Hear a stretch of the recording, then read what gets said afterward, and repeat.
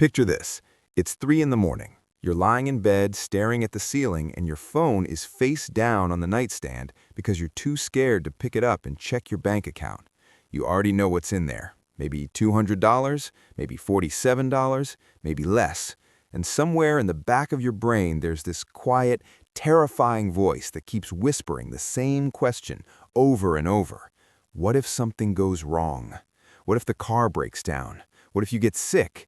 What if next month looks exactly like this month, and the month after that, and the month after that? That feeling, that exact feeling right there, that's not just anxiety, that's not just stress, that's your brain doing something very specific to you, something that's quietly controlling every single decision you make every single day. And most people have no idea it's even happening. Here's the wild part. There's a number, one specific number that changes all of it. Not $1 million, not a six-figure salary, not some magical investment portfolio. One number. And once you cross it, not just have it, but cross it, something shifts inside you. Something you didn't even know was broken starts to feel fixed. That number is $10,000. And what happens after you hit it is not what most people expect. Now, before you roll your eyes and say, okay, another finance video telling me to save money, I need you to stay with me, because this is not about saving money. This is about what money actually does to your brain, your decisions, your relationships, your confidence, and your entire future when you finally have a cushion underneath you. Most people think that getting to $10,000 is just a financial milestone, like a checkpoint in a video game. You hit it, you feel good for a day, and then you keep going. But that's not what actually happens. The people who've been there, the ones who went from broke to that first real number in their savings, they'll tell you the same thing. It's not the money that changes, it's you. It's the way you see the world. It's the way your nervous system finally exhales after years of holding its breath. And here's the thing nobody talks about. The biggest danger isn't failing to reach $10,000. The biggest danger is reaching it, not knowing what it's actually doing for you, and then doing something that sends you straight back to zero.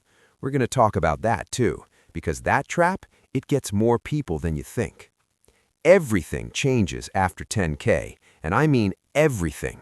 Stick with me, because by the end of this, you're going to see money in a completely different way. Let me paint you a picture of what life looks like before that number.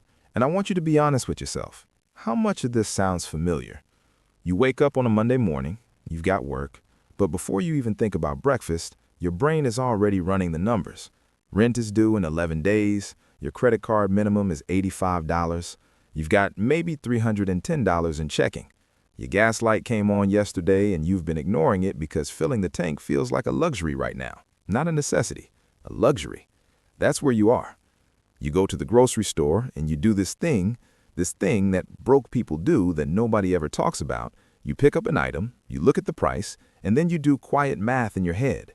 Can I afford this? Do I put it back? You grab the store brand cereal instead of the one you actually like, not because you prefer it, but because it's $1.20 cheaper. You skip the coffee, you skip the snack, you stand in the checkout line with your basket, and you do the mental calculation one more time, just to make sure you won't be embarrassed at the register. That is not just a financial problem. That is an energy problem. Do you understand how much mental bandwidth that takes?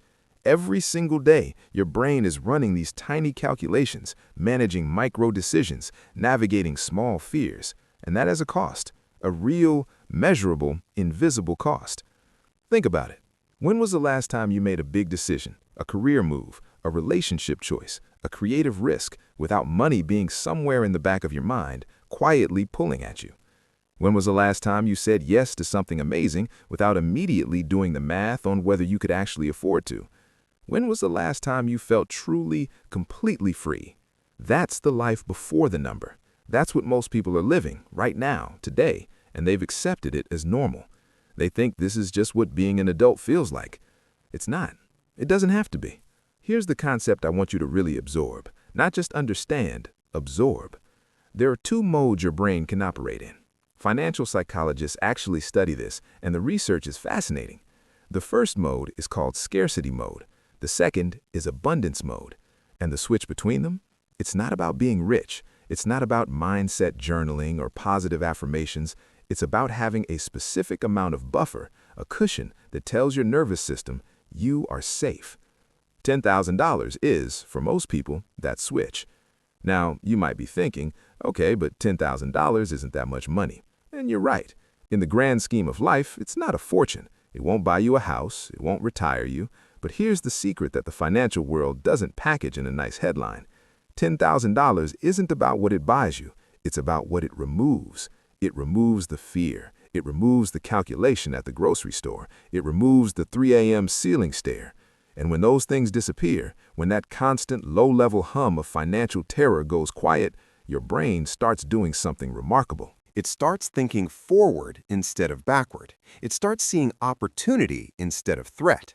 And that single shift from threat to opportunity changes literally everything about your life. Let me give you an analogy that I want you to hold on to.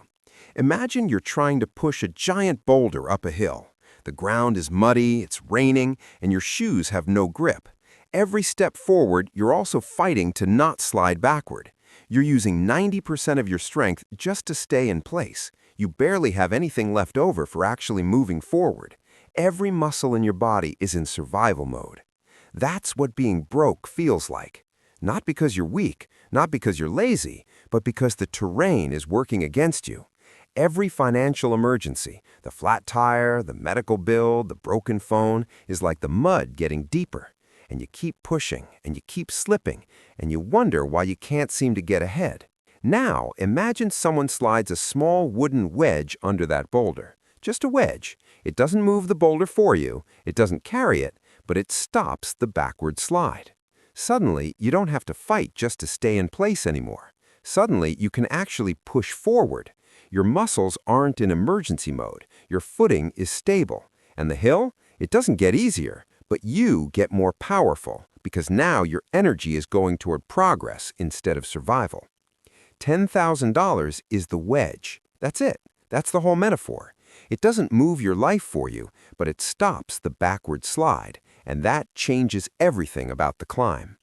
Here's where it gets really interesting, because we're not just talking about dollars and cents anymore. We're talking about neuroscience. When your brain perceives a financial threat, when you don't have enough, when you're one bad month away from a real crisis, it activates the same stress response as a physical threat.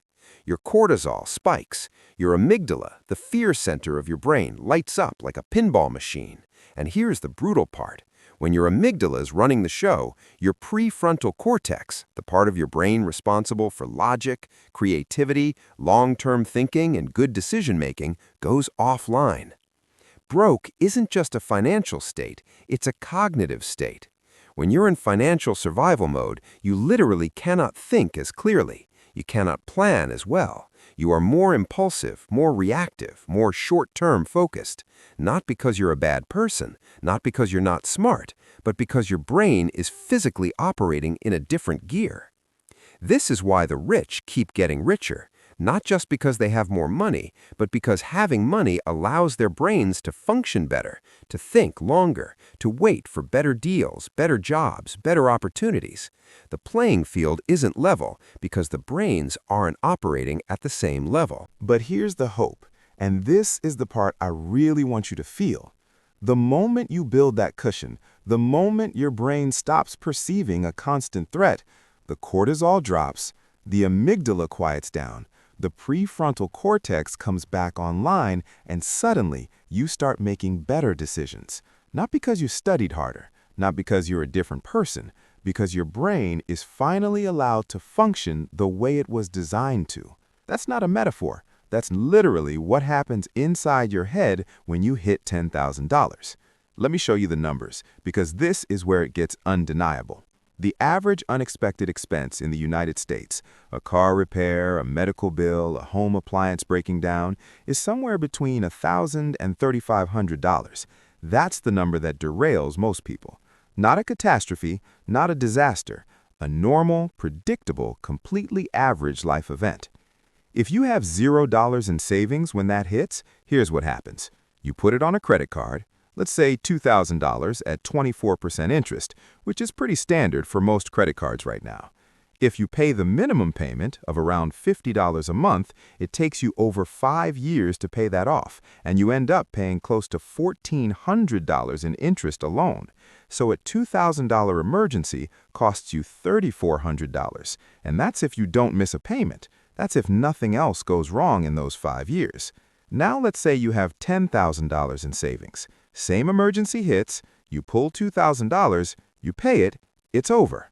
Total cost, $2,000. No interest, no 5-year debt sentence, no stress spiral. You just deal with it, and then you rebuild, because you know how to save now. It took you some time, but you got there once, you can get there again.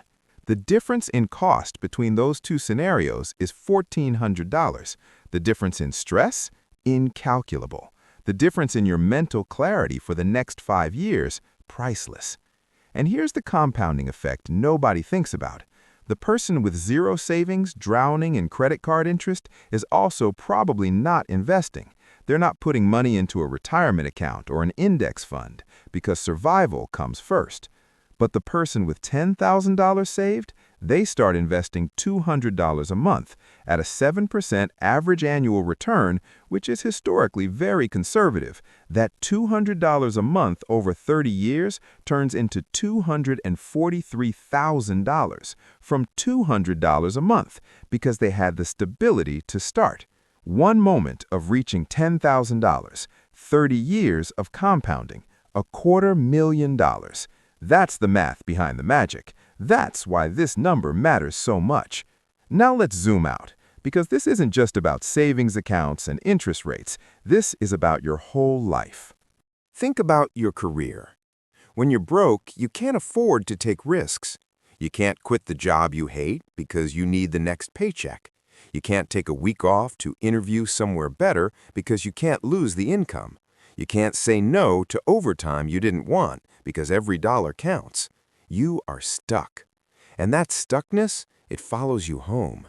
It follows you into your relationships. It follows you into your energy, your mood, your creativity, your ambition. But when you have $10,000 in savings, something shifts. Suddenly, you have what financial experts call a runway. If your job becomes unbearable, you have options. You have time. You can spend 3 months quietly looking for something better without desperation written all over your face in every interview. And interviewers can smell desperation. They can sense it. The person who needs the job will take anything. The person with a cushion can hold out for the right offer.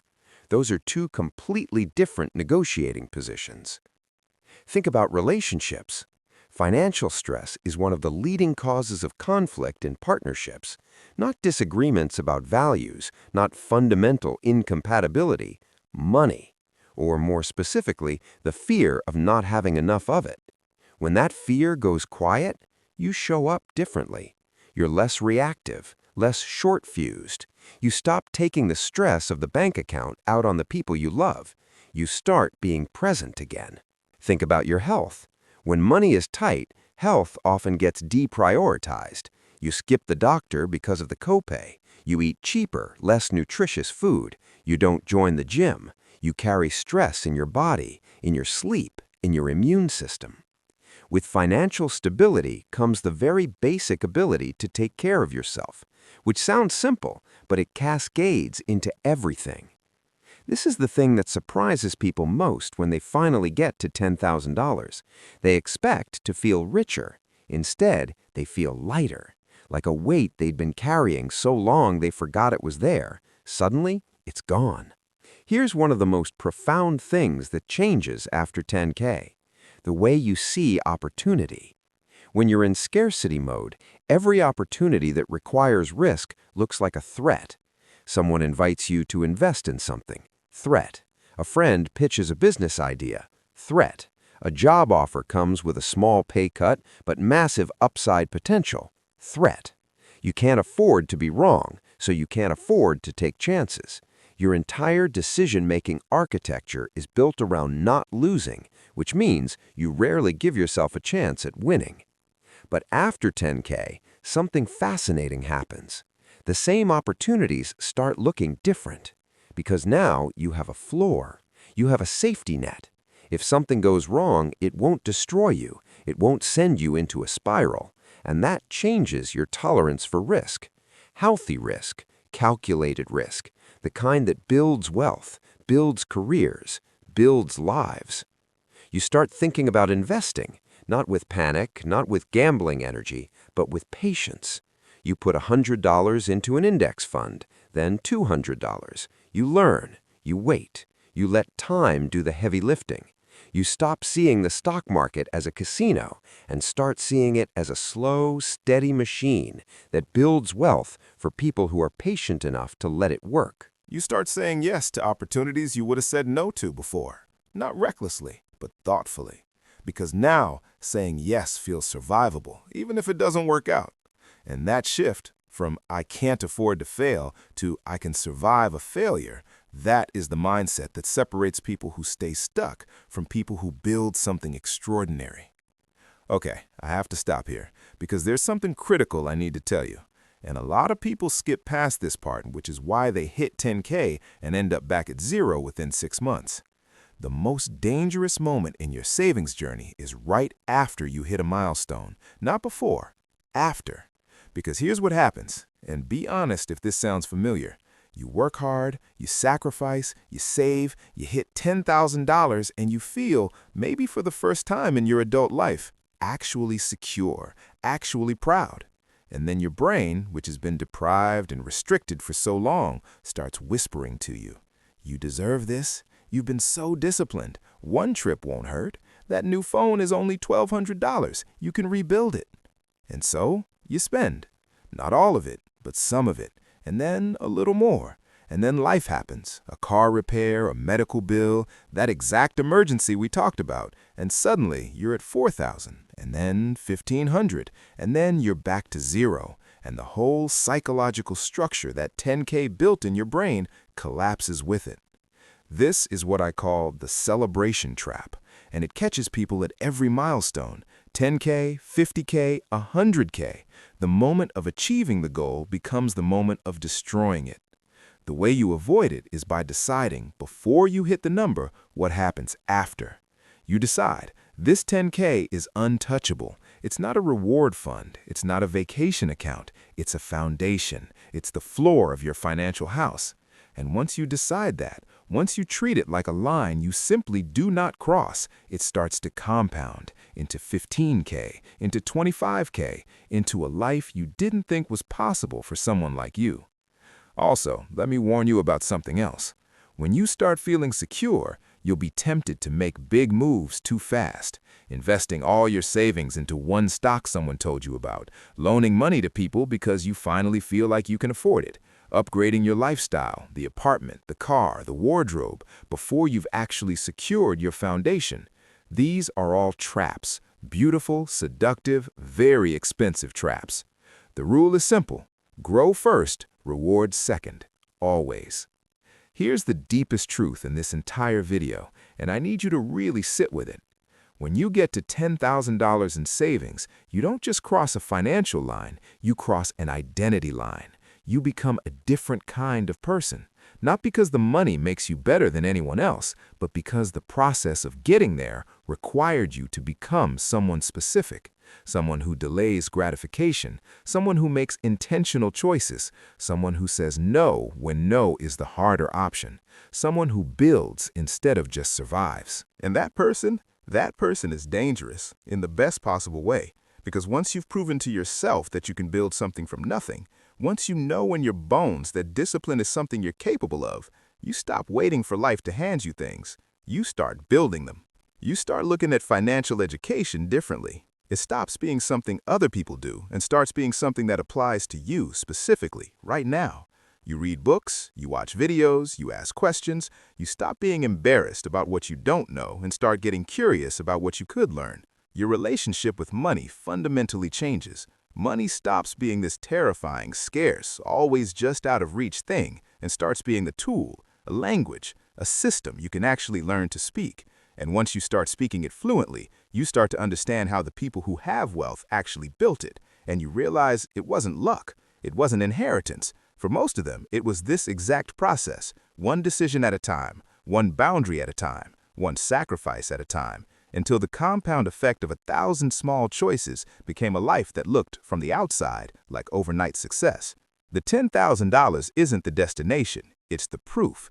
Proof that you can do this. Proof that future you, the one with 50K, with 200K, with financial freedom, is not a fantasy. It's just a function of time and consistency applied by the person you're already becoming. So let me bring it all the way back to that moment. 3 a.m., staring at the ceiling, afraid to look at your phone. I want you to imagine a different 3 a.m., not one where you're rich, not one where all your problems are solved, but one where you wake up and for a moment you feel that familiar flutter of anxiety, and then you remember, you have $10,000 in your savings account. And just like that, the flutter stops. Your nervous system exhales. You roll over, close your eyes, and go back to sleep. That moment, that single, quiet, unremarkable moment, that is what this is all about. Not the yacht, not the mansion, not the Instagram highlight reel. A Tuesday night in your regular apartment with your regular life where you can sleep through the night because you built something solid underneath you. That's freedom. Real, actual, tangible freedom. Not the kind you buy, the kind you build. You are closer to that moment than you think. Maybe you're at $200. Maybe you're at $3,000. Maybe you're starting from below zero, digging out of debt before you can even think about saving. Wherever you are, the path is the same. 1 month at a time, one sacrifice at a time, one decision at a time, until the number in your account becomes a number that changes your brain, changes your thinking, changes your choices, and changes your entire life. $10,000 is not a lot of money to some people, but to the person who's never had it, to the person who's never felt what financial safety actually feels like in their body, it is everything. It is the beginning of a completely different story. And your story, it's not over. It's just getting started.